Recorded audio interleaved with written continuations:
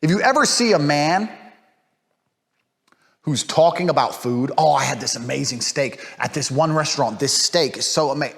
He's broke. He's a brokey. Because if the steak was so amazing, he'd eat every day. And he'd eat every day to the point where he doesn't want to talk about it anymore. But he doesn't do that because he can't afford it. You understand?